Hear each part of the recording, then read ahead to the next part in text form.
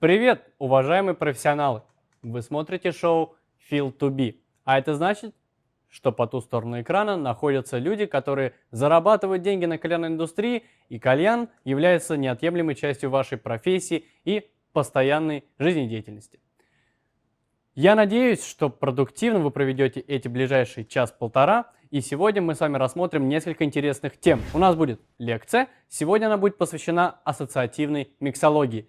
Я пригласил несколько лидеров мнений кальянной индустрии, которые также поделятся своим взглядом. Также мы с вами обозрим чашки Колос, которые, заранее скажу, мне приглянулись. Для вас не секрет, что Сибера уже давно на рынке и себя хорошо зарекомендовал, однако мы его сегодня рассмотрим отдельно. Также у нас в обзоре Адам и Ева. Это безаромка, 9 вкусов, постараемся в них разобраться. Ну и поскольку шоу Feel to Be предполагает, что вы профессионалы и, возможно, работаете в кальянном заведении, кальяны будут обозреваться соответствующие для заведений дороже 12 тысяч рублей. И сегодня мы уделим внимание кальяну MacLeod Mucha из линейки MacLeod Hero. В конце, как обычно, будет розыгрыш. Можно будет выиграть этот кальян, эти чаши, этот табак и вот этот табак. Если вам вдруг тяжело стало смотреть целый выпуск, не забывайте, что в описании есть удобные тайм-коды. Если вы хотите познакомиться только с табаком и Ева или только с чашами Колос, пожалуйста, открывайте описание и нажимайте на нужные кнопки. Я надеюсь, вы сможете их найти. А мы находимся у меня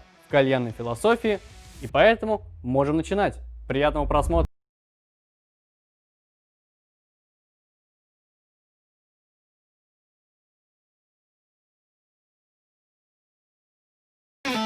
Ну что, поговорим про ассоциативную миксологию, и это блок лекций. Но поскольку я не самый умный на этой планете, мне будут помогать лидеры мнений. Я написал многим интересным людям, чье мнение мне интересно и чье мнение будет достаточно компетентным, чтобы осветить эту тему с разных сторон. Сперва я расскажу свое видение ассоциативной миксологии, и мы ответим на 4 вопроса.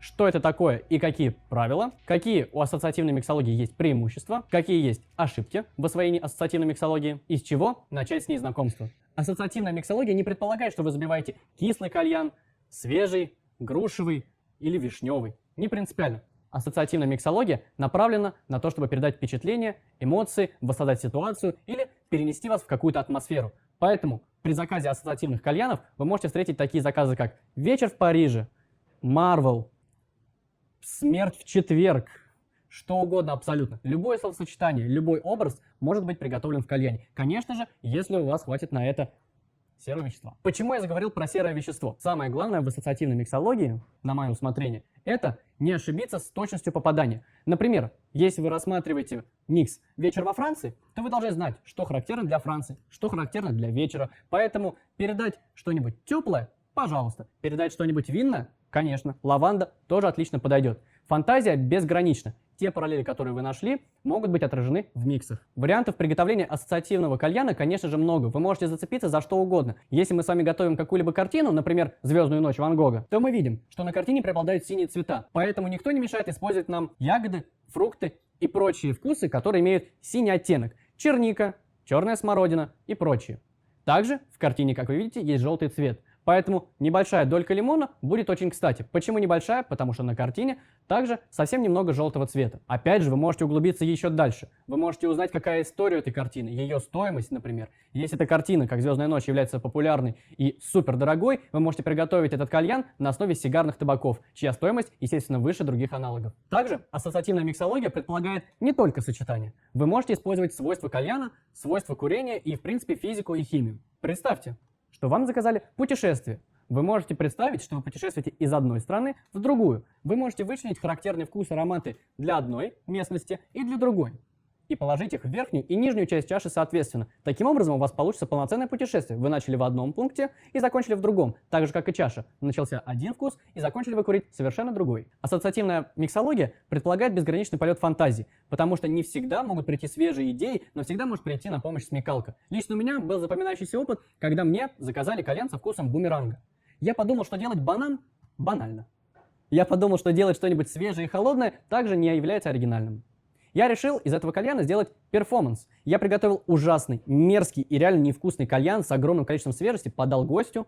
Естественно, гостю не понравилось, я предложил этот кальян переделать. Через 10 минут ему была подана абсолютно та же самая чаша со словами «Вот твой бумеранг». Гость это оценил. Конечно, параллельно мы приготовили вторую чашу, которая просто удовлетворила бы гостя, и он бы остался с ней до конца своего пребывания в заведении. Но сам эффект от бумеранга и от этого перформанса был достигнут, и гость получил положительные эмоции. Как я говорил, вы можете использовать свойства табаков, а не только их вкусы. Например, если у вас заказывают кальян с эффектом подъема в горы, никто не мешает забить кальян по крепости средний и в нижние слои забивать более крепкий табак, забивать доху. Таким образом, ваш кальян будет становиться крепче и крепче с момента курения, равно как будет повышаться давление при подъеме в горы.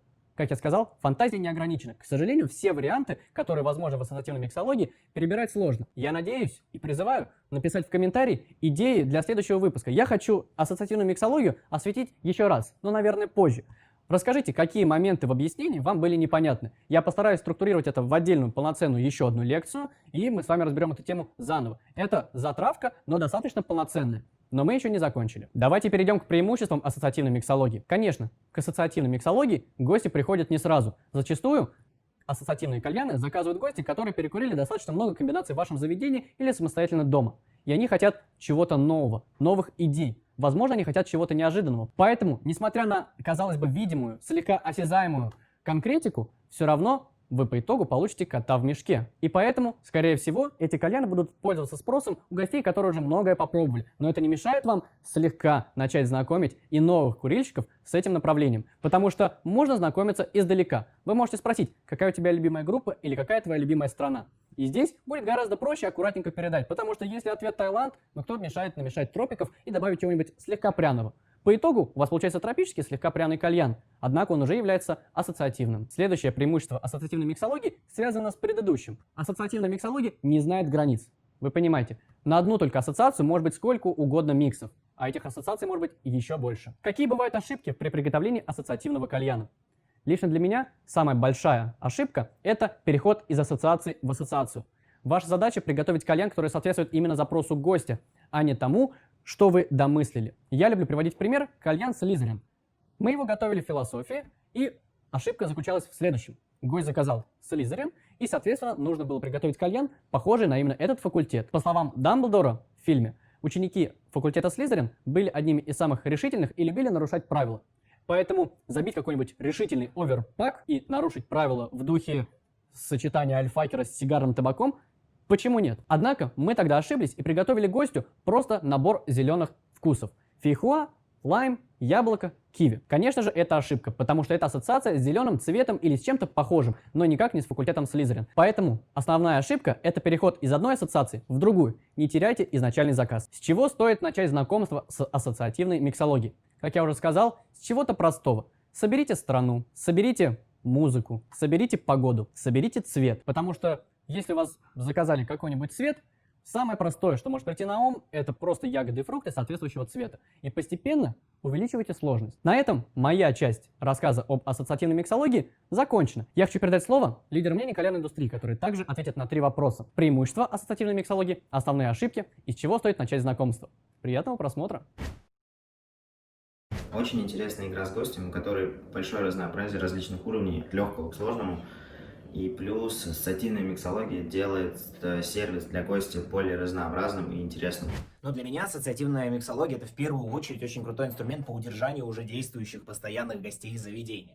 Вот, чтобы они там не переметнулись куда-то в другое место. И если в вашем заведении приветствуются, так скажем, чаевые, то поверьте, если вы не просто забиваете арбуз, дыня, мята, то, что просит ваш гость, а предлагаете ему сделать что-то на основе его ассоциаций, то если он оставит чай, он оставит 100% больше, и ты заработаешь немножечко кэша.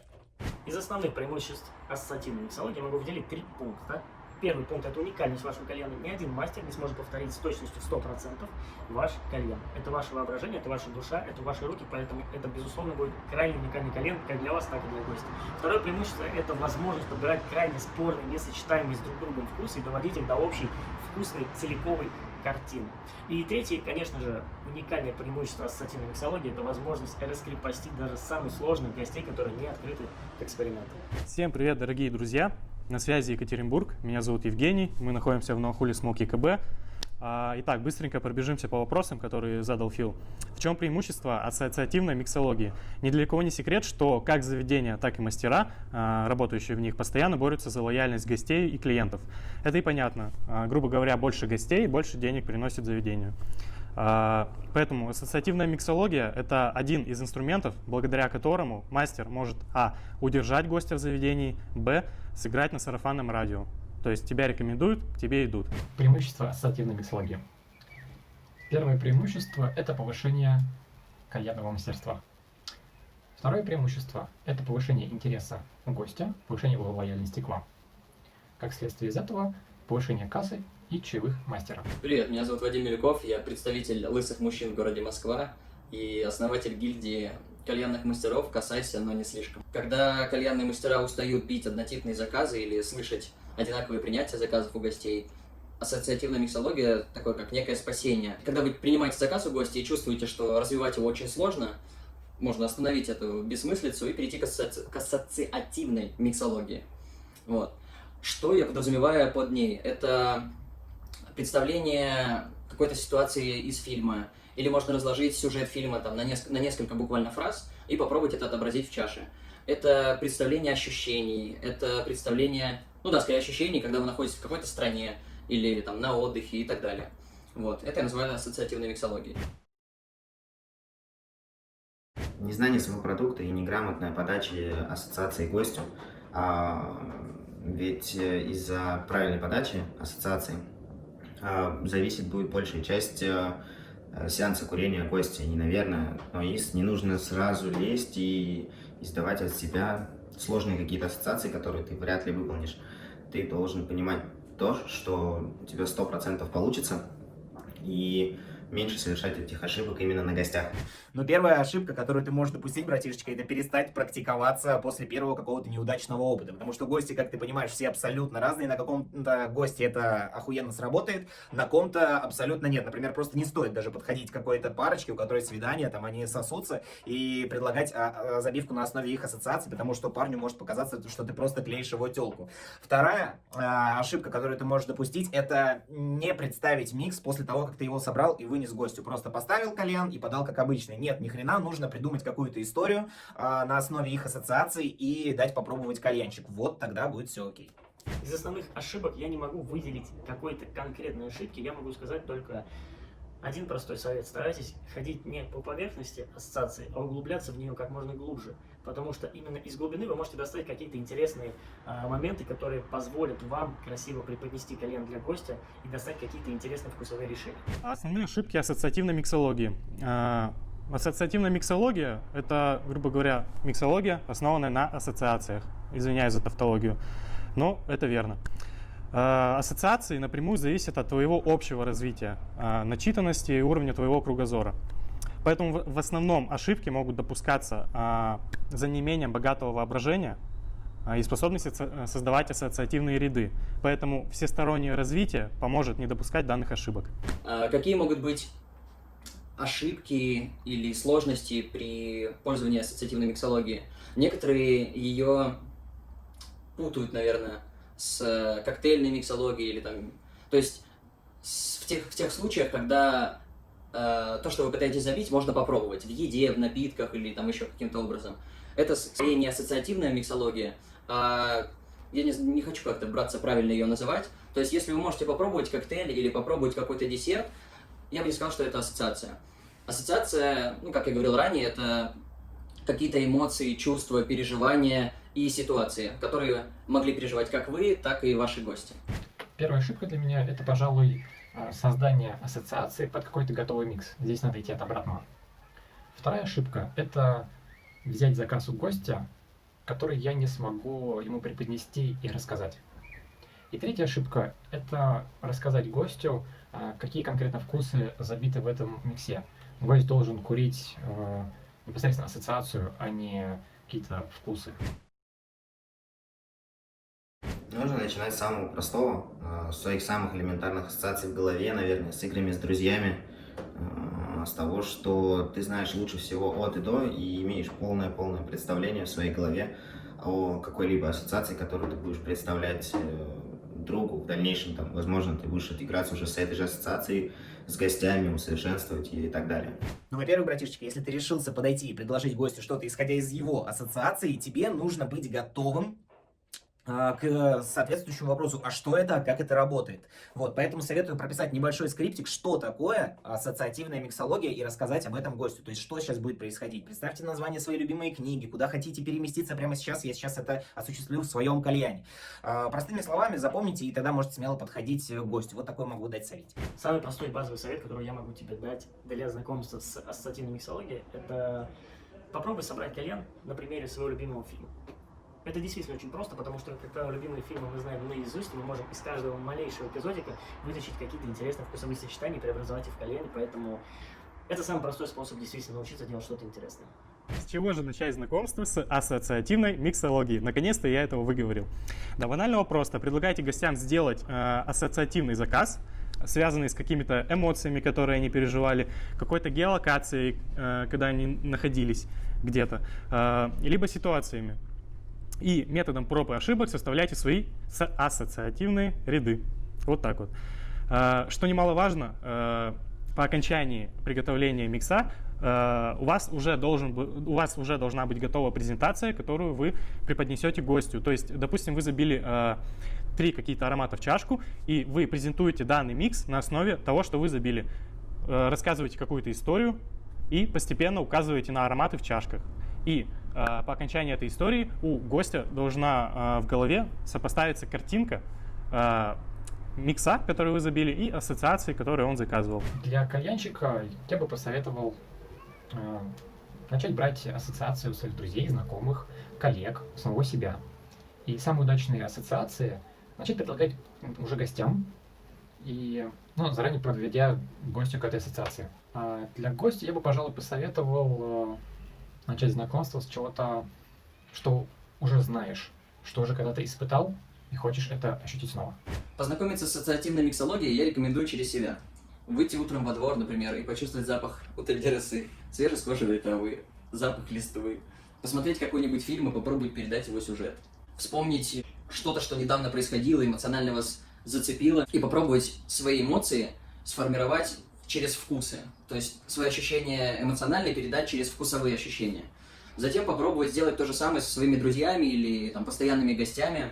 И я бы порекомендовал начинать ассоциативную миксологию именно с этого. Лично от себя хочу поблагодарить гостей этого выпуска, и в следующих выпусках будет поддерживаться эта традиция с тем, что не я один рассказываю, что и как вам делать. В комментариях пишите свои вопросы, а также идеи для следующих лекций. Я точно знаю, что следующая лекция будет посвящена френдли-сервису, и поскольку вы кальянные мастера, вы вправе задавать тему. Что вам интересно, то и расскажу. Сегодня мы с вами поговорим о табаке Сибера и Адам и Ева. Начнем с омских ребят Сибера. Табак появился на рынке относительно недавно, для кого-то давно, но многие успели с ним познакомиться, благо ценник позволяет его закупать как домой, так и в заведении. Многим приглянулись сладкие вкусы, кому-то приглянулись фрукты, ягоды, лично я для себя отметил кондитерку, но об этом поговорим чуть позже. Что находится у меня на столе? Один из новых вкусов, мы его забьем в соло. Это гранат и вишня. Также выходил еще вкус черники, однако я его забивать не стал, но скоро выйдет выпуск, где я сравнил практически все черники, которые есть на российском кальянном рынке. И там я расскажу еще про Сибера. Обычно в рамках обсуждения табака я сторонник того, чтобы показать, как табак работает в миксах между собой, а также в комбинациях с другими брендами. Поэтому я решил сделать для вас свое самое любимое сочетание, которое в последнее время курю каждый день. Простое, но оно меня покорило. Это пряные леденцы Панраз и барбарис с ванилью от Сибера. Второй микс будет приготовлен чисто на Сибера, как я сказал, чтобы посмотреть, как табак ведет себя сам собой. Ибо готовить мы будем нечто похожее на пряный сладкий чай. И понадобится абрикос, апельсин и спайс-чай. Также, чтобы показать, как Сибера ведет себя с другими брендами, я решил сделать еще чуть более сложный микс, в котором будет 4 продукта. Это Сибера Bubblegum, Сибера Клубника, спайс-чай Фумари и Milky Rave от табака X. Потихонечку надо прогревать уже чаши, и в процессе прогрева расскажу свое уже сложившееся мнение об этом продукте. Первыми мы будем оценивать микс только из Сибера, спайс-чай, абрикос и апельсин, а также нечто похожее, как мне показалось, на молочный коктейль.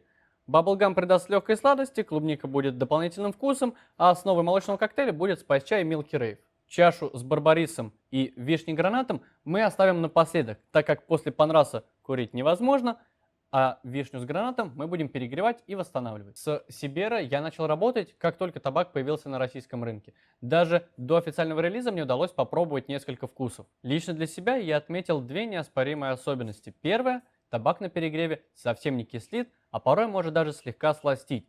Лично для меня это безусловное конкурентное преимущество при приготовлении десертных кальянов. Десертных вкусов на рынке много, однако большинство из них обладает такими свойствами, что на перегреве или при легком скачке температуры может искажаться с бананом, с шоколадом, ванилью. Пряным чаем такого не происходит, что действительно порой решает, какой табак я буду использовать в том или ином сочетании. Также у Сибера мне понравились нестандартные, а порой и многогранные вкусы. Например, апельсин – это не просто какой-то свежий с мякотью фрукт. Здесь есть и горчинка, и сладость, и кислинка. Грубо говоря, полноценный такой хороший упакованный апельсин. Смородина-ревень – вкус смородины с уникальным привкусом. На самом деле Сибера, если я не ошибаюсь, были первыми, кто сделали вкус ревня. И к смородине он смотрится действительно неплохо. Поэтому этот вкус пользуется действительно большой популярностью. В заведениях его также используют, но лично мне он уже успел поднадоесть, потому что я сторонник того, чтобы вкусы были отдельно. Вот у Сибера еще есть вкус огурец и базилик. Ну вот зачем это нужно вместе? Если мне нужен огурец или базилик, я положу их в необходимых мне пропорциях. А так мне нужно класть, сколько я положу. Если мне нужно усилить базилик, я все равно положу второй табак базилик. Если мне нужно усилить огурец, значит я еще положу. Поэтому лучше бы отдельно выпустили, было бы круто. Еще один интересный вкус, который точно не затеряется за вашей стойкой, это чебрец. Безусловно, вкус специфичный, под соло-покур, наверное, не подойдет.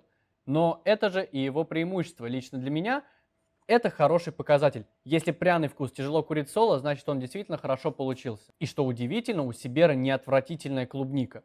Она, безусловно, не идеальна, идеальной клубники не существует, но это хороший вкус. А комбинация шоколад-банан, как бы банально и глупо не звучало, 50 на 50, это ровно повторение бананово-шоколадного батончика корни. Если знаете, прям вы меня поймете, обязательно попробуйте. Сибера для меня не чужая компания. Мы с Трехой несколько месяцев назад ездили с туром с компанией Сибера по городам Золотого кольца и рассказывали мастерам, это была B2B презентация продукта, мы рассказывали мастерам, как работать с продуктом, отвечали на популярные вопросы и прокуривали все вкусы. Кстати, прежде чем мы попробуем с вами уже догревающиеся чаши, забыл сказать про, безусловно, коронный и потрясающий томат. Я его, честно, уже ненавижу, как бы это странно в обзоре не звучало, но это настолько насыщенный и густой, жирный вкус томата, что его реально тяжело курить.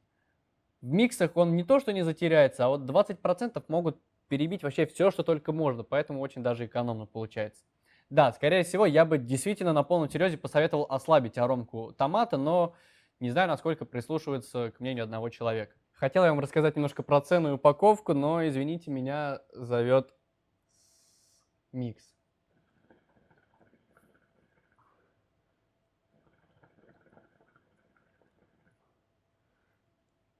Как работает Сибера в смешении между собой? Да нормально он работает. У нас здесь достаточно пряный чай. Ошибка большая компании Сибера, как мне кажется, это назвать вкус пряного чая Spice Chai. У всех сразу возникает аналогия с фумари. У фумари это вкус карамельный с легкой корицей. Здесь ничего похожего нет. Это чай сладкий с корицей. Но когда мы говорим Spice Chai, мы представляем себе, конечно же, карамель. Лично на мое усмотрение назвать стоило по-другому. Как я сказал, апельсин достаточно полноценный вкус. У него есть и горчинка корочки, и вкус мякоти, и кислинка. Ладно, не будем перехваливать. Расскажу, что должно было получиться здесь. Я положил примерно 40% пряного чая. Несмотря на то, что 40% это, казалось бы, немного, и чай должен быть основой, этот вкус достаточно насыщенный. Поэтому 40% я посчитал достаточно. Абрикос – это сладость, которая поможет нам сгладить горечь от цитруса, горечь от пряного вкуса, и его здесь порядка 30%. Абрикос вкус ненасыщенный, поэтому я его положил чуть больше, чем хотел изначально. Ну и апельсина, который по идее чувствоваться должен сильнее, я положил также 30%. Казалось бы, его столько же, сколько абрикоса, но он явно понасыщенней. Поэтому давайте сделаем контрольную затяжку и расскажем, как себя ведет табак в таких пропорциях.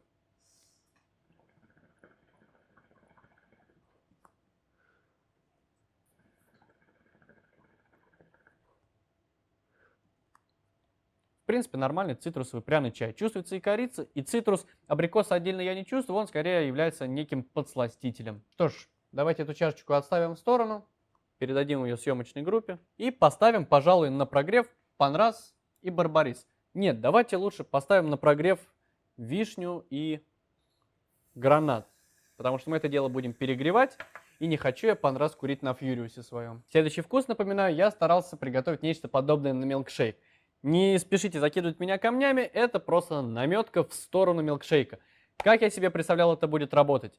Я добавил 10% баблгама, который, как я представляю, будет играть роль фруктового сахара, скажем так, как бы странно ни звучало. Клубника будет являться дополнительным вкусом, который будет, собственно, характеризовать наш милкшейк. Ну и Spice Chai с Milky Rave будет той самой основой. Посмотрим, какова готовность. В состоянии легкого перегрева, то есть еще немножечко и чашка бы, наверное, ушла совсем в перегрев. Но мы вовремя поймали, и быстрой затяжкой можно это все поправить. И, кстати, получилось круто, реально прикольный милкшейк. Может быть, не милкшейк, конечно, фрутелла, но в любом случае что-то нежное, ягодное и сливочное. Прикольно. Мне понравилось, как сработал здесь Сибера. На самом деле, еще бы мне не понравилось, потому что микс у меня давно заготовленный. Я просто решил с вами им поделиться. И давайте поскорее отправлять барбарисовые леденцы пряные на кальян да под колпак. Я уверен, что гранат вишни уже готов, поскольку касание было горячим. Заодно посмотрим, как табак себя ведет на перегреве и как он восстанавливается.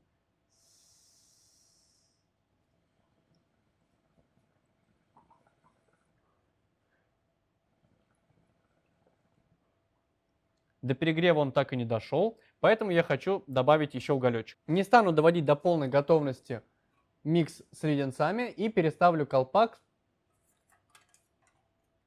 на гранат с вишней, чтобы перегреть это дело. За кадром я уже попробовал, и кальян практически готов, процентов на 70.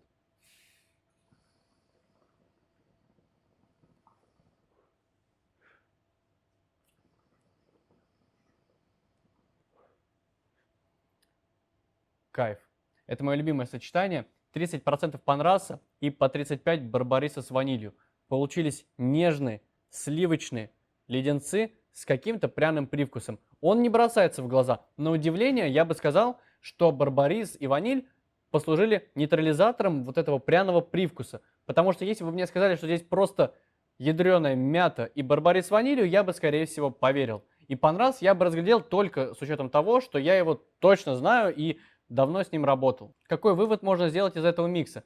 30% панраса, разумеется, панрас уже не тот, как раньше, не такой насыщенный и агрессивный, но 30% панраса это все-таки панрас, с ванилью тем более. И Сибера ведет себя достаточно хорошо, насыщенно, и я бы сказал, что они все в равной степени чувствуются. Поэтому можно судить о том, что Сибера обладает высокой насыщенностью, и этот кальян, как по мне, курится так, как должен. Приятно. Пока мы доводим этот кальян до еще большего перегрева, хочу рассказать про цены, упаковку и прочие нюансы. Это Берли. Это Берли, и он не крепкий. По крепости это табак средний, ближе к легкому. Лично я был приятно удивлен и в принципе впервые познакомился с достаточно легким Берли. Да, была элемент земля, но реально обратил внимание на Берли я только у Сибера. Упаковок у Сибера много. Есть и 20 грамм, стоимость 150 рублей. Есть привычный всем 50-ки, стоимостью 220 рублей. Также есть сотки, стоимостью 500 рублей. И в такой же упаковке 200-ки за 800 рублей. Какие минусы у этой упаковки?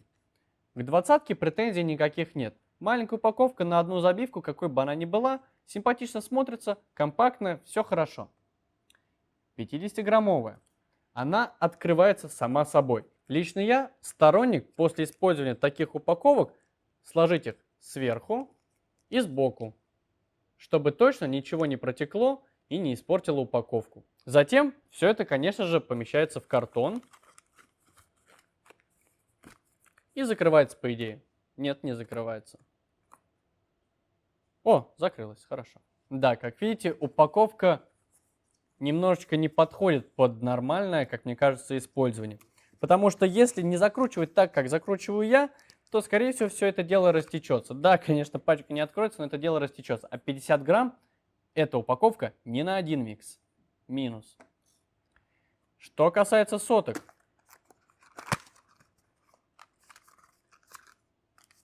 Сотки приходят вот с таким вот мешочком внутри.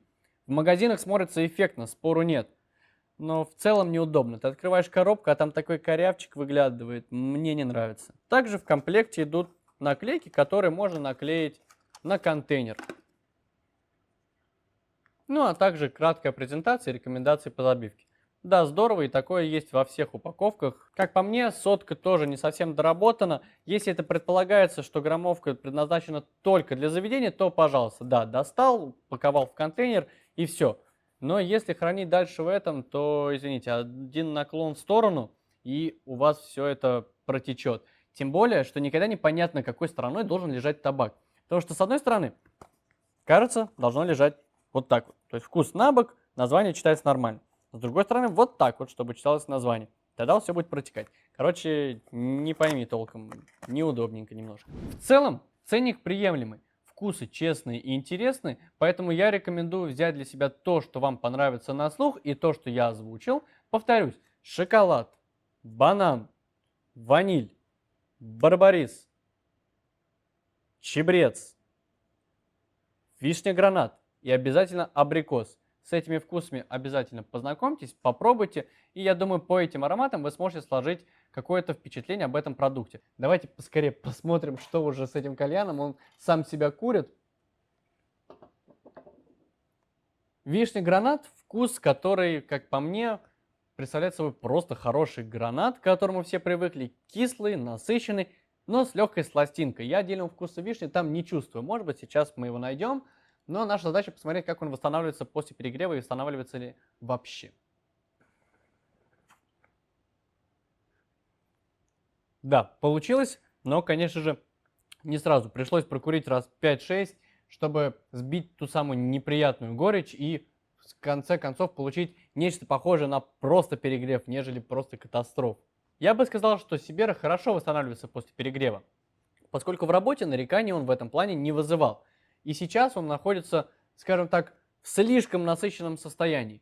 Для обычного гостя, который курит кальян нечасто, это будет некомфортно. Но люди, которые привыкли курить в касане и сверхнасыщенные кальяны на высоком жаре, проблем никаких не возникнет. Что ж, на этом все. Мы с вами поговорили о табаке Сибера. И вкусы, которые я рекомендую для знакомства, вы уже знаете.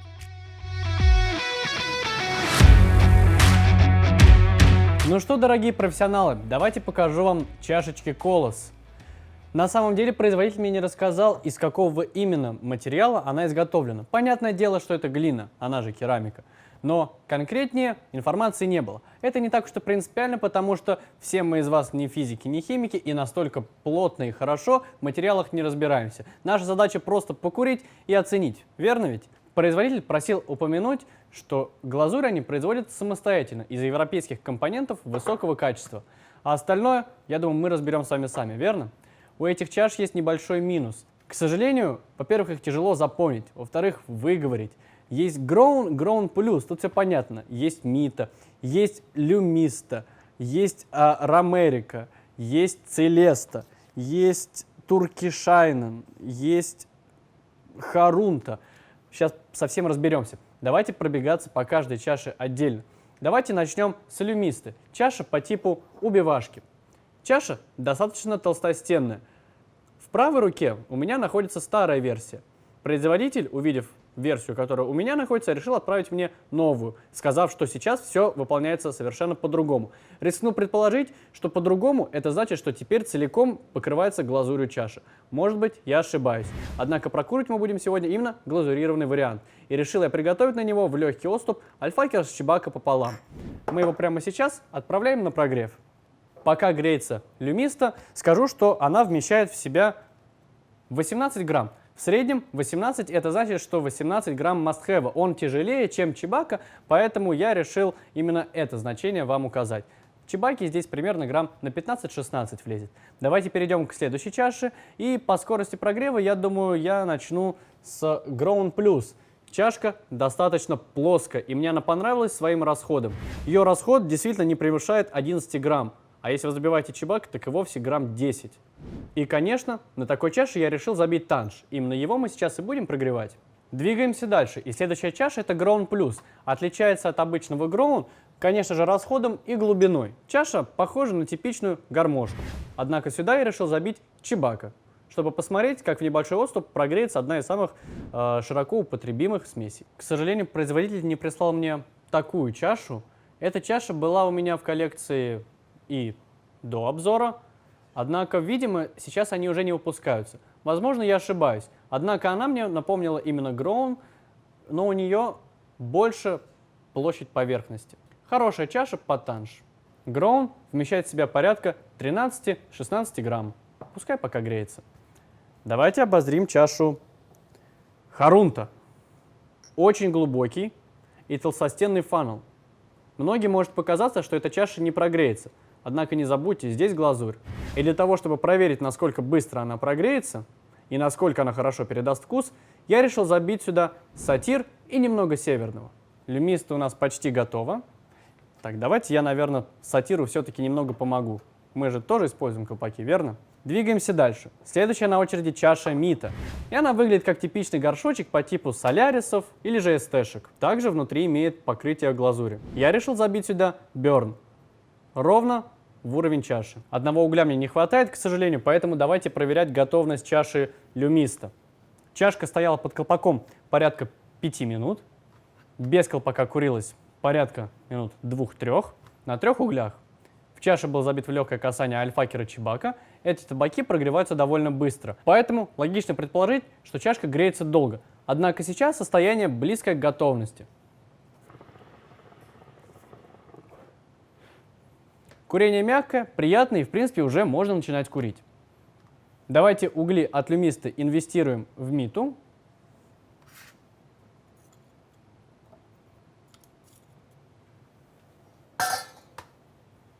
И перейдем к танжу. Поскольку чашка плоская и забита в касание легкое, он уже готов.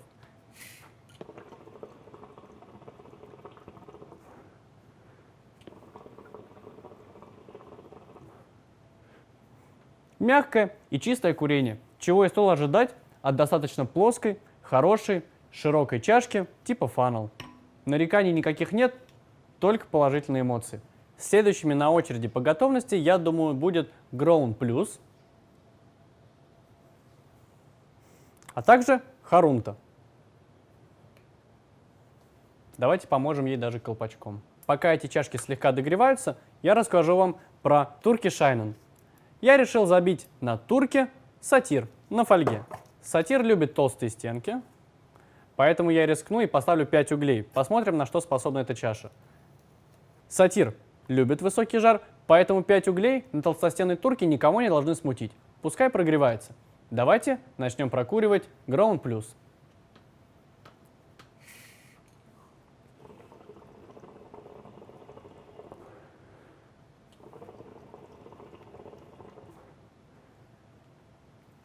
Чибака здесь готова. Несмотря на отступ и на небольшое время прогрева, кальян уже готов. Курится хорошо и мягко. Кстати, пасхалочка здесь забит чернослив от чибаки, который уже не выпускается, к сожалению. Напиши в комментариях, какой вкус из уже несуществующих в принципе на рынке тебе запомнился и является одним из твоих любимых. Не пиши наховский Эрл Грей, это баян. С Grown Plus тему можно считать закрытым. Чаша хорошая. Не обладает какими-то супер-пупер крутыми преимуществами, просто хорошая, достаточно глубокая чашка типа фанел. На ее место отправляется чаша Мита. И давайте проверим готовность Харунты. Дым из-под колпака говорит, что можно пробовать. Напоминаю, что это достаточно толстый и глубокий фанел в глазури, на котором забит сатир и немного северного. Моя любимая комбинация — волчья ягода, мастика и персик.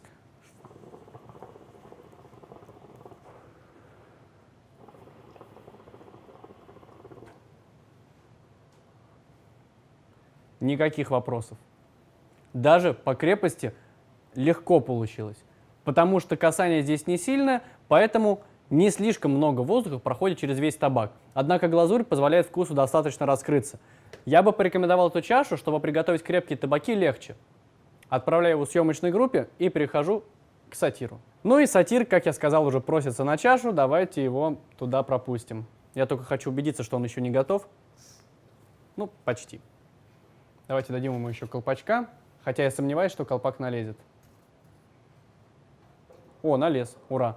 Но правда, вы знаете, что если чаша находится в верхней части колпака, то прогреваться она будет гораздо быстрее, так как воздух горячий находится в верхней части колпака. Поэтому не прозевать бы. Мита, в ней у нас берн в уровень чаши, то есть табака касаются лишь выпуклости коллауда. Поэтому мы будем надеяться, что глазурь внутри чаши позволит раскрыться табаку, а относительно тонкие стенки также способствуют быстрому прогреву.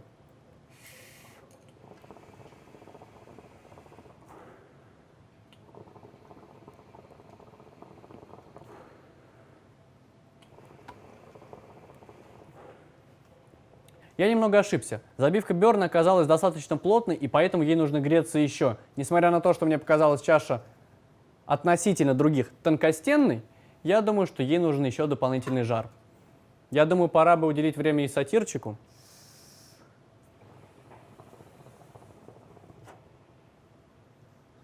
Вау!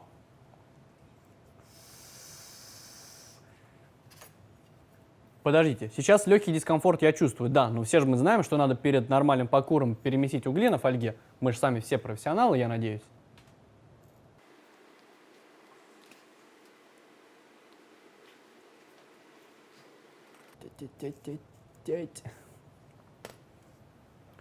Меня накурило. Пробуем еще раз. Надеюсь, никого не смущает, что из чаши выходит достаточно много дыма. На фольге это нормально, напоминаю.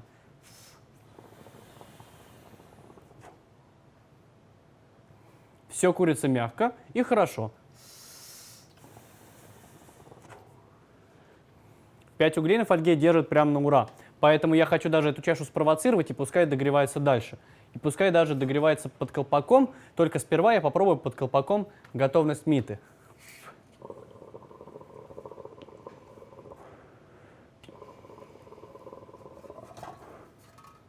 Можно сказать, что на 80% Мита готова, поэтому продолжим без колпака.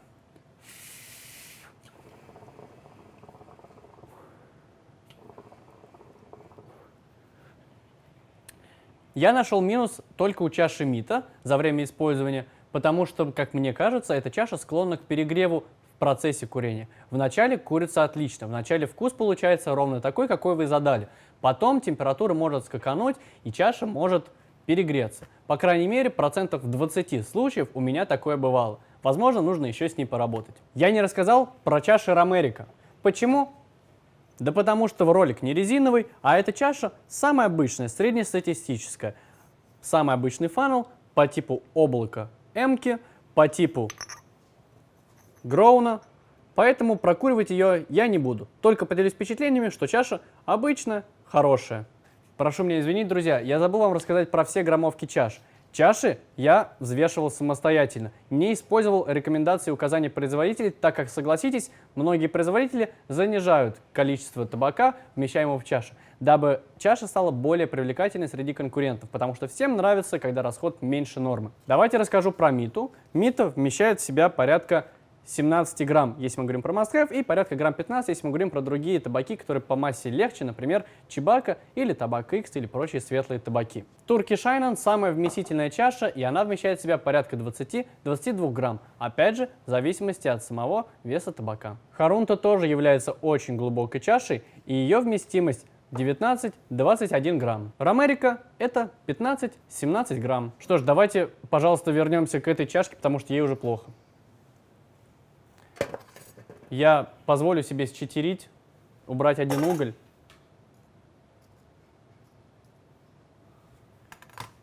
И проверить, как она себя ведет.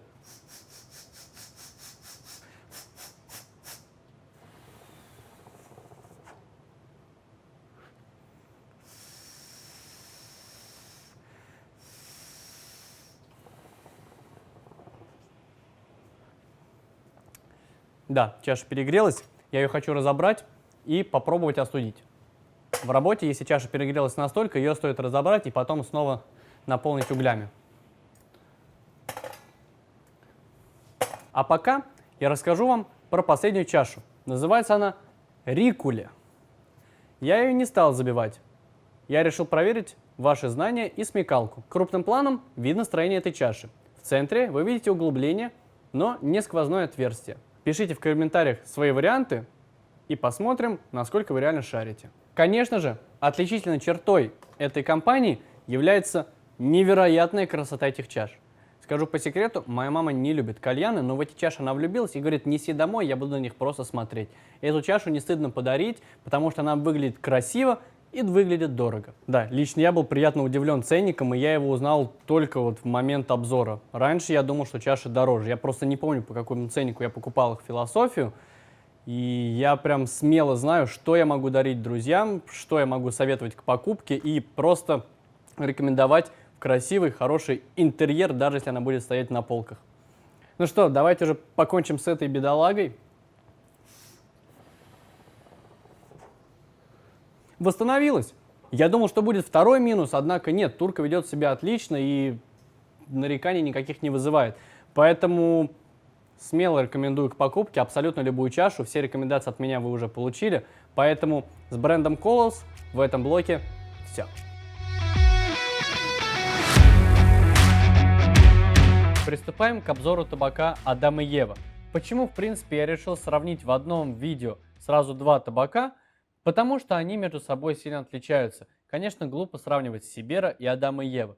Поэтому я посчитал, что в одно видео их запихнуть можно. Напишите, пожалуйста, в комментариях, удобно ли, легко ли вам смотреть обзор сразу двух табаков. Табак Адам и Ева выпускает та же компания, что и табак Inferno. Однако Адам и Ева это безаромка. И сравнивать ее стоит, конечно же, с Сатиром, ближайшим ее конкурентом. По слухам, бывший технолог Сатира сейчас трудится именно на Адам и Ева. Но не принципиально, это отношение никакого не имеет к делу. Как и Сатир, табак довольно крупнолистный. И здесь нельзя сказать, что фракция привычная, мелкая. Она здесь скорее крупная и больше похожа на тот же самый Сатир. Уж извините, все-таки какие-то параллели проводить будем. От этого, наверное, уйти все-таки не удастся. Сегодня я забью 4 чаши. И я решил начать с самого легкого представителя этого табака. И у всех для удобства вкусов есть код, скажем так, от 1 до 9 и небольшой комментарий. Например, 2 Куба. Например, 8 Мечта Адама. Я решил взять 4 вкуса. Самый легкий, самый крепкий, средний и какой-нибудь еще, скажем так, простым моим не особо разбирающимся в безаромке методом я решил смешать это с аромкой. Поэтому мы сегодня еще забьем микс. 3-й вкус Шиба вместе с клюквой. Клюква пойдет нижним слоем, клюква от бренда Absolut, но это не так принципиально. Забьем мы сегодня 2 чашки на коллауде и 2 чашки на фольге. Пока чашки на фольге у нас прогреваются, я быстренько подготовлю фольгу и расскажу еще несколько фактов про этот табак. И на 3 углях под колпаком догревается 1-й вкус Zira Hard Boiled. Я, к сожалению, у производителя этой информации не нашел про Hard Boiled, но посмотрел обзор на этот продукт у других блогеров. И если я не ошибаюсь, то Hard Boiled это система, позволяющая при производстве табака ярче передать его вкус. Если я не прав, производитель меня поправит, я надеюсь. Я вам зачитаю небольшой блок информации про этот продукт, потому что запомнить я его, видимо, не в силах. 9 неординарных моносортов, которые являются результатом селекции лучших фермеров со всего мира. Каждый из вас получает уникальную возможность проверить работу своих рецепторов, ведь у каждого из нас они работают по-разному. Методом проб и ошибок были подобран уникальный способ ферментации и обработки сырья для каждого из 9 моносортов, который позволяет раскрыть все вкусовые качества каждого сорта. Также у этого продукта есть некая NFC-метка, которая позволяет накапливать баллы и потом обменивать их на табак у официального представителя. На этой упаковке я не заметил его. Наверное, в дальнейших упаковках появится. Может быть, я чего-то не вижу. Я жду какого-то QR-кода. На Inferno он есть. У меня прогрелся 1-й вкус Zira и прогрелся 3-й вкус клюква вместе с Шибой, 6-й.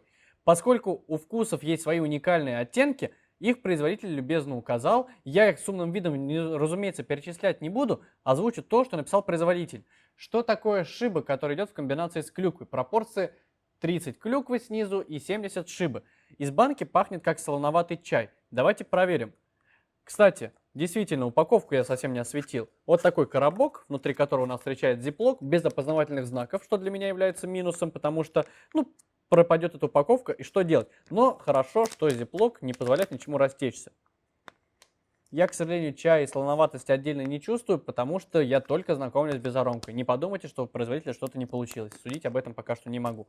Из чашки должно чувствоваться что-то фруктовое, с нотами груши, перетекающим в сдобу, бархатистый, приятная кислинка на протяжении всей сессии курения. Надеюсь, я не ошибся, подобрав к этому вкусу клюкву. Действительно горькую пряную клюкву. Клюква чувствуется на фоне. Клюкву от Абсолюта я очень люблю, единственный вкус от Абсолюта, и узнаю ее в этом миксе. Вначале, конечно же, поскольку она находится внизу, а сверху у нас Адам и Ева, я почувствовал клюкву прям совсем-совсем тонко. Сейчас я уже могу ее разглядеть. Не скажу, что я чувствую отдельно фрукты и прочую сдобу, но в целом вкус приятный и по крепости оптимально. Троечка для меня заходит на ура.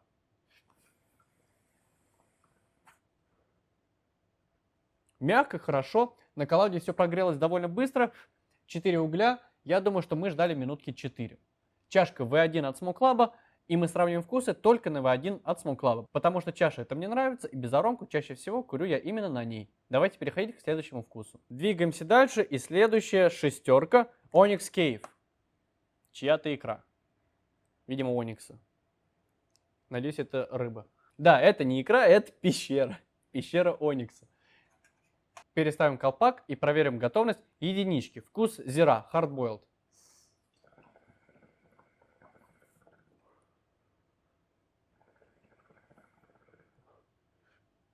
Приятно, мягко, сладковато. Достаточно пустой вкус. Пустой в том плане, что он не слишком насыщен непонятными ароматами. Просто хорошая безаромка, мягкая, сладковатая. Из банки должна пахнуть хлебной корочкой и шоколадом. А из чаши должно чувствоваться пиво, яблоко, точнее, возможно, будет чувствоваться пиво, красное яблоко, банан, фруктовая кислинка, которая переходит в пряную сладость с легкими кофейными нотами. Хорошо. Мне даже показалось, что я почувствовал кофе. Поставили прогреваться девятку. И девятка это Persian Summer. Давайте проверим, готов ли под колпаком у нас вкус шестерка. Onyx Cave. Да.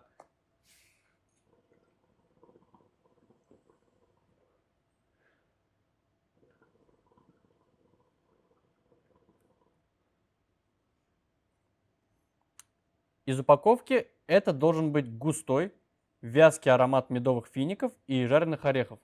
Да, что-то сладкое я чувствую, приятно. В чаше могут встретиться ароматы зеленого яблока в карамели, орехи, а также корица и мед. Опять же, не скажу, что я все это чувствую, и это не значит, что вы будете чувствовать яркий вкус яблока в карамели. Вы это можете почувствовать, как производитель говорит, каждый новый покур этого табака откроет вам новые грани вкуса. Вы по-новому узнаете свои рецепторы. Поэтому я советую, если хотите реально познакомиться с безаромкой, воздержитесь от курения в принципе на недельку, покушайте что-нибудь свежее, овощи, не жареное, чтобы почистить рецепторы полноценно, и курите только безаромку. Конечно, тяжело, конечно, это долгий процесс, но это будет самое, я думаю, ценное из знакомств с безаромкой. И самое правильное, как я считаю. Ну и последнее на очереди девяточка, которая, скорее всего, мне расскажет, где мое место. Persian Summer из упаковки это шоколадно-минеральный аромат, а также вишневый. В чашке должно чувствоваться нечто похожее на сухофрукты, мед, капучино. Что-то понятное. Мед я, скорее всего, смогу разглядеть.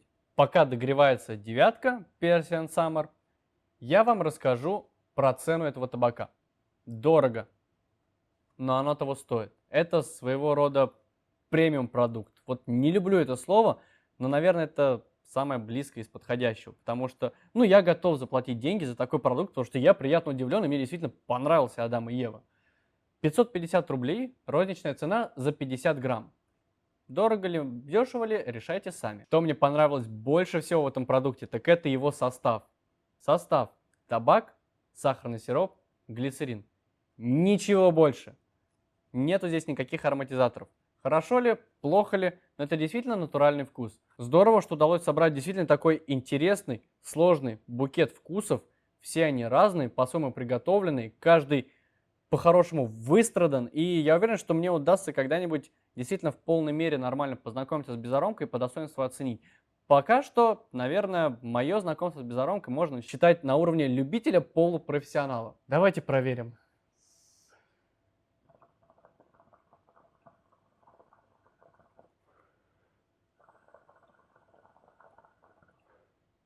Я чувствую, как крепость подбирается, но курить мне это комфортно. Причем я уверен, что на фольге мне почему-то курить комфортнее, чем на коллауде. Производитель рекомендует курить, конечно же, на фольге. К сожалению, я не помню, на пятне или не на пятне, на кольце ли. Я забил просто на фольге, надеюсь, производитель сочтет эти условия сравнения оптимальными. Поэтому давайте перейдем к небольшому резюмированию. Сейчас я уже все вытер, но у меня потекла упаковка, потекла сбоку почему-то. Возможно, дефект упаковки, я думаю, что это не такая большая и не часто встречающаяся проблема, но раз уж она у меня тут всплыла, все-таки озвучить ее нужно, потому что мы за честное сравнение, за честную обратную связь. Упаковывается это все удобно, но нету, опять же, опознавательных знаков на самом зиплоке. Минус. Давайте финалочку попробую. Дошла крепость или нет. На выставке я не мог курить ничего, что крепче 7 баллов. Вот шестерочка это был мой потолок. Сейчас девятку я курю спокойно.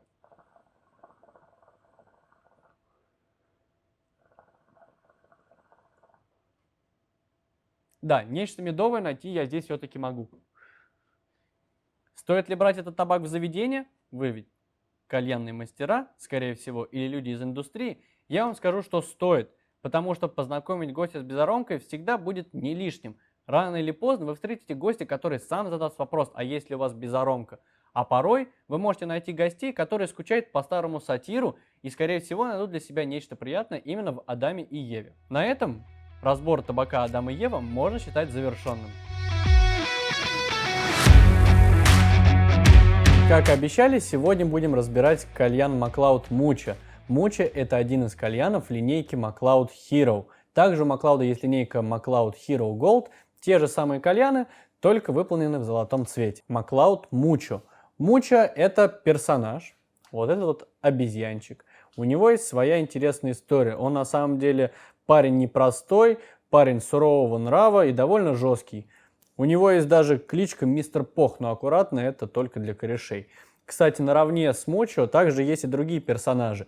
Если вам неудобно ориентироваться по именам, то вы найдете и лиса, и льва, и крокодила. Можете посмотреть и поймете, почему об этом я вообще заговорил, кроме того, что это название кальяна. Он у нас находится в разобранном виде, и мы прямо сейчас его будем собирать, поскольку это основная часть же этого выпуска. Кальян очень тяжелый, это целиком и полностью нержавеющая сталь. Не нержавейка здесь представлена только в виде латуни, и то вот эта вставочка. Напоминаю, кстати, кто не знает, что каждая вставочка делается вручную, и вообще это фишка MacLeod. Очень крутая вещь. Так, собираем с первого раза, как говорится. На самом деле всегда очень большой и хороший показатель, можно ли собрать кальян интуитивно, самому, без инструкции и прочего. Потому что, ну, камон, кто использует инструкцию? Пока что у меня вроде бы получается. И да, кальян очень тяжелый. Плюс колба с водой. Я даже боюсь взвешивать. Тут, ну, не меньше килограммов 4, мне кажется. Также интересная особенность. Хотя почему интересная? Это просто особенность, равно как и любая другая. Все коннекторы выполнены с помощью резьб. Все здесь фиксируется с помощью резьб с небольшими о-рингами, чтобы ход был более мягкий, точнее последний поворот был более мягким. Внутри у нас шарик. Не знаю, что это за материал, возможно пластик. Но таких в комплекте еще идет несколько штучек запасных, поэтому не переживайте, если он потеряется.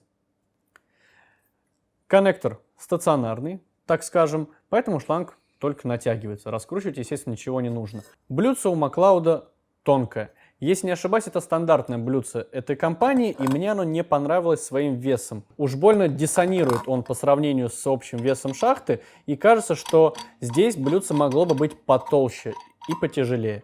Внешний вид, понятное дело, что на любителя. Меня лично не смущает ни волнообразность, ни закругленность. Я думаю, это просто базовая версия. В целом, есть волнообразные, как вы видите, здесь узоры. Даже не узоры, а форма у блюдца волнообразная, которая позволяет углю не тухнуть. Даже не тухнуть, а скорее не скатываться ближе к чаше. Маленький нюанс, который на самом деле совсем не маленький. Как видите, кальян встает туго в колбу. Что это значит?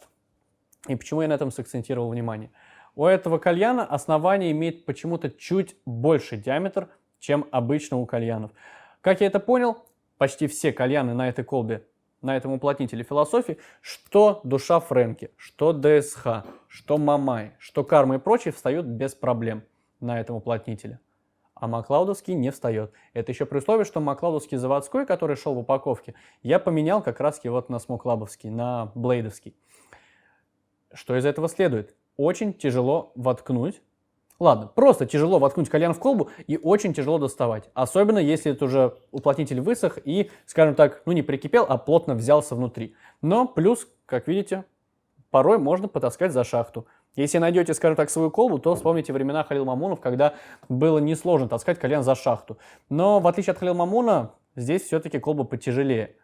С Мамунами было попроще. Знаете, это огромная шахта прям до дна ушла, там воды чуть налил и все. Это ничего не весит, легко понес. Что ж, в целом про этот кальян можно сказать, что он смотрится симпатично. И его главный минус является его главным плюсом. Почему этот кальян, в принципе, попал в обзор Feel to Be? Почему он подходит для заведений?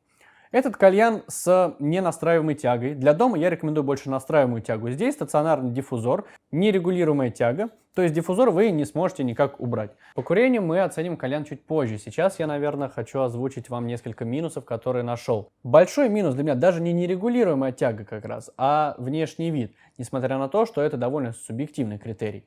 Мне кажется, что при такой сложной и интересной вставке должны быть интересные такие же сложноватые части шахты, однако они очень простые.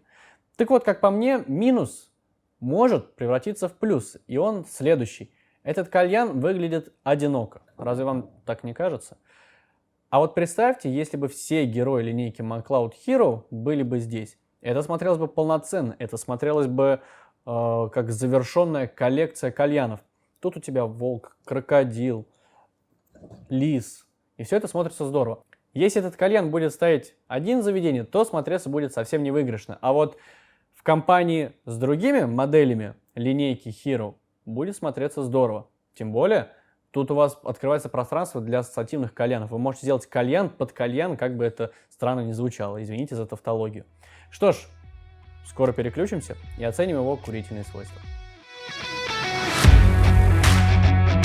В теме миксологии сегодня будем рассматривать Ginger Candies от Spectrum. Что значит будем рассматривать его в нашем блоке миксологии? В шоу Feel to See я рассказываю, как приготовить вкусный простой кальян из цитрусов, как приготовить яблочный штрудель. И все такое простое, вводное, интересное. То же самое актуально и для кальянных мастеров. Однако порой для кальянных мастеров важно научиться работать со вкусом так, как не работает никто. Грубо говоря, задача раскрыть больше свойств, чем заявлено. И сегодня я буду помогать вам разбираться с Ginger Candies от Spectrum. Это сочный имбирь, островатый, приятный, возможно, немножечко недостаточно острый по сравнению с, может быть, кобровским. Но в этом отчасти его и фишка. Насыщенный приятный вкус, и мы его сегодня будем рассматривать в 3 плоскостях.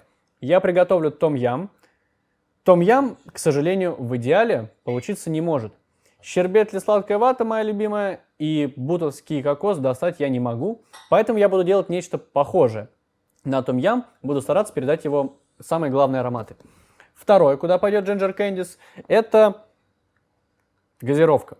Будем собирать нечто похожее на фанту, и здесь Ginger Candies пристанет в роли газировки. Ну, газики будет помогать образовывать. Третий вариант, Ginger Candies поможет нам, в принципе, добавить сочности, то есть напиточная его роль. Тут будет две напиточные роли, а здесь остринка чисто под том-ям. И поскольку это гастрономия, забивать его буду в последнюю очередь, чтобы случайно попавшие беконные ароматы не испортили другие чашки. И начнем мы с вами исследование Ginger Candies через газировку. Да, я считаю, может быть наивно, но я считаю, что имбирь от спектрума легкой своей остринкой может создать легкий эффект пузыриков. Много имбиря в этом случае не надо. И не стоит класть его на самый верх и прятать в самый низ. Если вы положите имбирь в самый низ, то температура до него не дойдет, и нужного эффекта вы не получите. Давайте для этого сочетания мы возьмем процентов 20. И кроме имбиря от спектрума, я решил взять двойное яблоко от Малаки. Также можете брать абсолютно любое другое двойное яблоко, не слишком насыщенное. Может подойти Нахла, может подойти Чибака. Пожалуйста. Для меня сочетание двойного яблока и имбиря дает хорошую газировку в духе Mountain Dew. Но, естественно, только оттенок ее. Вам не удастся собрать Mountain Dew 50 на 50 из двойного яблока и имбиря. Поэтому процентов 25 для водянистой основы яблока нам будет достаточно. Ну и сам вкус нам будет давать маракуйя от Чибака и танжела от Фумари. Танжела от Фумари вкус очень известный, но в последнее время ушедший на второй план, потому что про Фумари многие забыли. Около также 25%, может быть даже 30%. И маракуйя от Чибака. Маракуйя от Чибака довольно насыщенный вкус, в меру кислый, в меру сладкий. Чего не скажешь про танжела. Это чисто сладкий вкус, несмотря на то, что это цитрус, кислинки я там не ощущаю. Я немного напутал процентовки, давайте актуальную информацию зафиксируем. 20% Ginger Candies, 25% двойного яблока от Малаки, 25% маракуйи от Чибака и 30% танжела от Фумари. Куда и как мы все это закладываем? Давайте это все отправим в чашечку. Неважно, глазированную, не глазированную, не принципиально. Поскольку вы кальянные мастера, вы и так знаете, что в принципе любая чашечка себя будет вести адекватно. Я начну укладку с танжела, потому что именно если танжела свалится вниз чашки, мне будет не страшно. Двойное яблоко тоже положу скорее вниз, чем наверх, потому что анис может сыграть злую шутку и вылезти на первый план. Имбирь, не целиком я его положу, маракуйя и остатки имбиря. Не так принципиально, как суммарно выглядит этот микс. В целом, я даже, наверное, порекомендовал бы забивать его в компот. А давайте так и сделаем, почему нет? Прям в компот его и забьем. Поскольку мы знаем, что идеально перемешать на доске табаки не получится, поэтому мы легкую погрешность будем учитывать. Рассмотрим Ginger Candies в роли усочнителя, если можно так выразиться.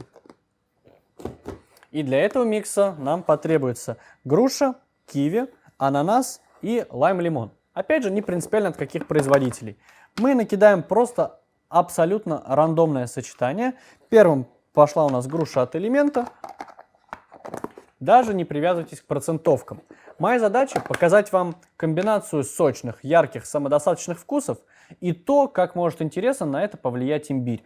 Наверняка многие из вас пробовали классическое, в простом понимании, сочетание ананас и зеленое яблоко, киви и зеленое яблоко, яблоко и груша, ананас с лимоном. Лично я очень часто, когда готовлю кальян с зеленым яблоком, лимоном и тем же самым ананасом, меня так и тянет добавить имбирь. Потому что пару раз попробовав, ты уже не можешь отделаться от этого приятного привкуса, потому что имбирь действительно может украсить и добавить интересных нот в ваше сочетание. И давайте обозначим, что имбиря у нас вот так же немного.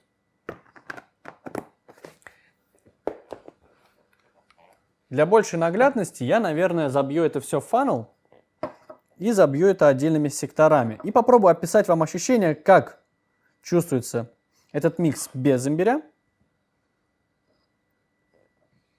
и вместе с ним.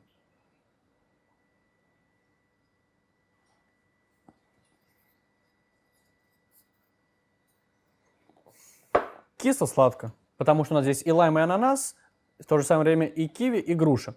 Можно назвать это в каком-то роде напиточным миксом. И пахнет достаточно вкусно. Это уже является самодостаточным, сочным, хорошим миксом, а имбирь будет давать нам новых интересных нот. А именно остринку, а также легкую дополнительную кислинку. Но кислинка у нас уже есть от авзаловского лайм-лимона. Что ж, это тоже же можно прогревать, и давайте перейдем к самому интересному, к том-яму. На очереди у нас микс том-ям. Я уже говорил, что раньше я его собирал, но собирал из ингредиентов, которые сейчас достать тяжело. Поэтому бутовский кокос мы заменим на альфачевский. Благо он почему-то пахнет немножко грибами, но это то, что нам надо, потому что этот привкус в том-яме будет смотреться неплохо. Да, это странно. Лемонграсс подойдет абсолютно любой, как чебаковский, как дейликовский, так и элементовский. К сожалению, чебаковского очень-очень мало, но нам его много и не потребуется. Аджика для мясного бульона, Milky Rave для молочного бульона, скажем так, бекон для той же самой цели и джинджер-эль авзала для того, чтобы усилить остринку спектрумовского имбиря. Давайте переходить к забивке. И по процентовкам я думаю, что мне потребуется имбиря много. Я бы сказал по 20% каждого имбиря. Почему этот микс не получится или получится не так хорошо без Ginger Candies? Этот вкус очень мягкий, он как будто бы бархатный, я не знаю, как это назвать, но когда ты затягиваешься, ты понимаешь, что ты не что-то сочное куришь, не что-то гладкое, мягкое, сладкое, ты куришь что-то шершавое будто. Я не знаю, как, к сожалению, это еще описать, но ощущения определенные. Вот авзаловского имбиря такого нет, он более сочный, также 20%. Аджика, ее нужно совсем немного, процентов 10. И она сразу пойдет у нас вниз чаши. Бекон, который также пойдет вниз чаши сразу. Еще чуть-чуть совсем, да.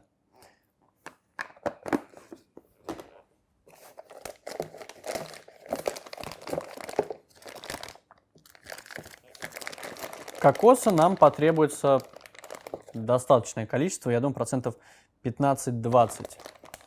Потому что кокос и молоко – это основа того самого бульона, потому что суп том-ям делается на кокосовом молоке.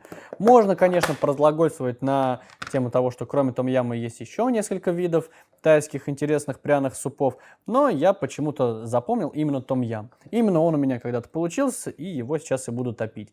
Также, если вы умеете собирать том-кха, наверное, Ginger Candies вам также поможет. Так, что я все ингредиенты положил? Надеюсь, да. Лемонграсс еще, но к нему позже. Все это дело перемешиваем и закидываем спокойненько в чашу.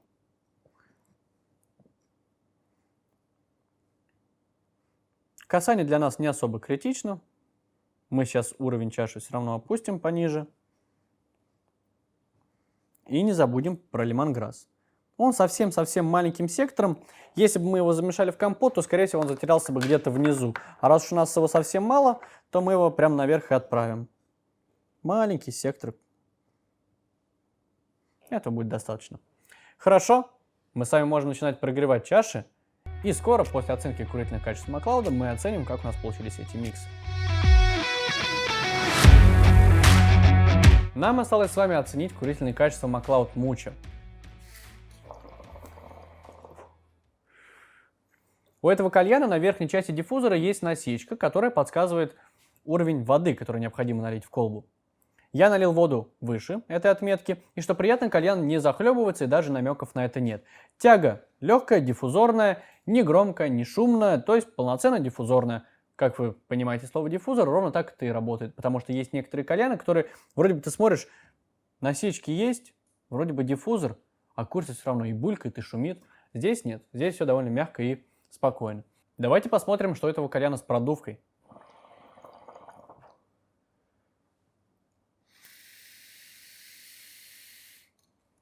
За одну продувку можно выдуть весь дым из колбы. 8 мм диаметр отверстия под клапан. Шарик достаточно тяжелый и никуда не прилипает. Почему об этой проблеме вообще я заговорил? Есть кальяны Карма, и у них шарик очень легкий. При продувке из-за небольшого количества сиропа шарик прилипает к верхней части крышки клапана и назад не сваливается в свою емкость, в свой пазик. Поэтому кальян начинает сифонить. Здесь такой проблемы нет, здорово, круто. Клапан обслуживаемый. Запасные, как я говорил, шарики в комплекте есть. По цене этот кальян стоит 12 400, и я думал, что стоить он должен дороже.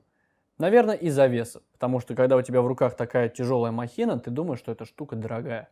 Плюс вставка из латуни действительно делается вручную, сложно, и кажется, что это должно накидывать еще большую стоимость. Я бы поставил ему ценник 14,5. Ну, и еще я бы, конечно, докупал в заведение и братьев Муча, взял бы еще и лисенка, и крокодила, потому что, мне кажется, уж одиноко больно он будет смотреться. Давайте пойдем дальше. Коннектор, как обычно я говорю, невысокий. Если у вас в заведении есть кальяны на фруктах, то сюда отлично на блюдце сядет любой фрукт. Блюдце этого кальяна имеет обычную самообработку. Не самую гладкую и неплохую. Оно имеет волнообразное строение, что не позволяет углю скатываться к чашке и нагревать ее ножку. Просто приятный бонус. Коннектор, как я сказал, невысокий. Что нам еще про этот кальян сказать? Наверное, субъективное решение вынесу. Я придерживаюсь того мнения, что для заведения этот кальян подойдет, если он закуплен в паре, а лучше и в общей большой комбинации с другими представителями линейки MacLeod Hero. Для дома нет. Нерегулируемая тяга, тяжелый, неудобный, для дома точно нет.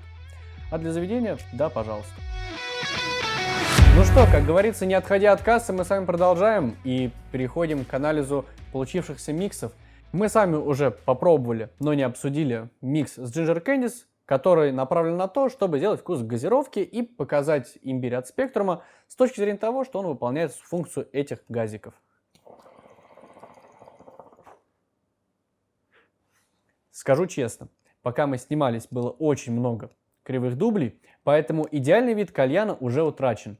Но в принципе, что-то разглядеть от исходного состояния можно, потому что дома и в заведении, где вы будете повторять этот микс, скорее всего, не будет условий перегрева, и вы сможете полноценно прочувствовать и попробовать это сочетание. Кстати, напомню, мы так и не оговорили, как стоит использовать имбирь от спектрума, чтобы он давал именно пузырьки. Прежде всего, не перебарщивайте. Если вы положите больше 20%, то у вас это будет отдельный вкус имбиря. Не жалейте его. 10% и меньше, скорее всего, чувствоваться не будут вовсе, потому что это не имбирь от кобры. Это не такой уж яркий агрессивный имбирь. Во-вторых, не кладите его вниз, потому что до него не дает температура и нужный эффект вряд ли будет достигнут. Не кладите его на самый верх, потому что он будет перебивать большинство других ароматов. Все-таки это имбирь, каким бы насыщенным он не был. Кладите его в среднюю часть чаши, и будет вам хорошо. 20% примерно и в среднюю часть чаши. А дальше уже экспериментируйте, потому что от табаков, которые вы используете в миксе, также зависит, как себя поведет и спектрум. Я вам дал идею, основная задумка этой рубрики – дать вам идею, а ваша задача – попробовать. На то вы кальянные мастера, чтобы не просто смотреть, а смотреть и проверять. Давайте переходить от напиточного к простому, интересному фруктовому миксу, идея которого была в том, что имбирь порой может сделать уже хорошее сочетание, еще интереснее и пикантней. В этой чаше, напомню, у нас груша от Элемента, ананас от Кобры, лайм-лимон от Авзала и киви от Спектрума. Имбирь хорошо подходит и к лимону, и к киви, и к ананасу, и груше отдельно. Это даже не стоит обсуждать. И в принципе сами по себе вкусы между собой хорошо сочетающиеся. Но имбирь дает сюда уникальный привкус, не самостоятельный вкус имбиря, не какую-то остринку. Он дает сочность и легкую кислинку, и, наверное, какую-то бархатность, если можно так сказать. Если вы попробуете этот микс, а точнее попробуйте Ginger Candies в содержании примерно процентов 20-25 в чаше, вы поймете, о каком ощущении я вам говорю. Микс мне показался приятным, и как убедиться в том, что Ginger Candies здесь действительно нужен. Попробуйте забить тот же самый микс без него, и вы поймете, что кальян не сильно изменился по вкусу, но изменился.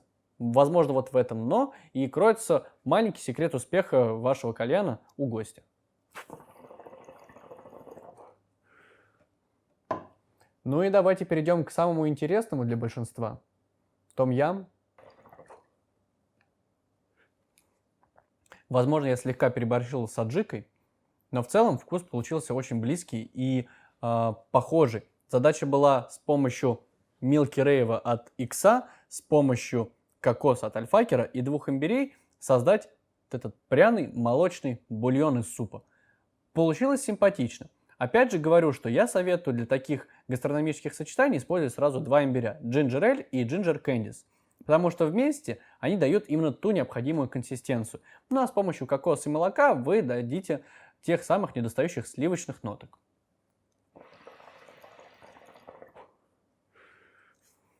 Опять же, несмотря на то, что здесь порядка 20% одного имбиря и 20% другого, ты не скажешь целиком, что это имбирный кальян. Но без них это будет куриться совершенно по-другому. Ну и плюс суп том-ям делается с имбирем. Что ж, я вам дал целых 3 идеи, как можно интересно использовать Ginger Candies. В следующем выпуске, скорее всего, я буду обсуждать кукурузу. Напишите в комментариях вкус, который вы хотели бы рассмотреть с точки зрения многогранности. Какие вкусы вам кажется обладают интересным, большим потенциалом, или, может быть, из вашего личного опыта вы можете рассказать, что имеет неоднозначное и неочевидное применение. Потому что все это накидывает нам с вами идей, а что может быть лучше, чем идеи. На этом разбор Ginger Candies можно считать закрытым. Настало время объявить условия розыгрыша.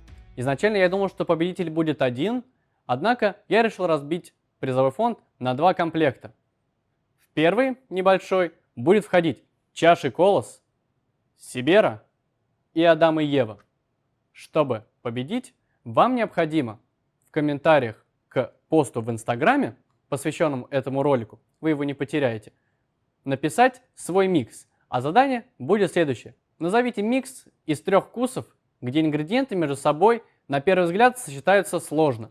Например, ваниль, базилик, клубника, имбирь, шоколад, облепиха. Таких вкусов в миксе должно быть 3. Главное, чтобы хотя бы 2 из них между собой сочетались с трудом. Если мне микс понравится, а я в голове смогу прикинуть, что вы там написали, и самый интересный микс получит этот малый набор. А следующий большой набор, в который будет входить кальян Маклауд Мучо, чашки Колос, Сибера и Адам и Ева, получит человек, который в комментариях к этому видео на YouTube просто будет активен. Но пускай активность будет продуктивной. И, пожалуйста, отвечайте на вопросы, которые я задавал в течение выпуска. Будь то предложение идей для лекционного блока, будь то предложение для миксологического блока, что угодно. Главное, будьте активными и напишите свой аккаунт в Инстаграме, чтобы я вас не потерял и смог найти. На этом первый выпуск шоу Feel to Be, Feel to Business можно считать завершенным. Мы были в Кальянной Философии, где я всегда жду вас в гости. И до встречи, уважаемые коллеги, друзья и товарищи.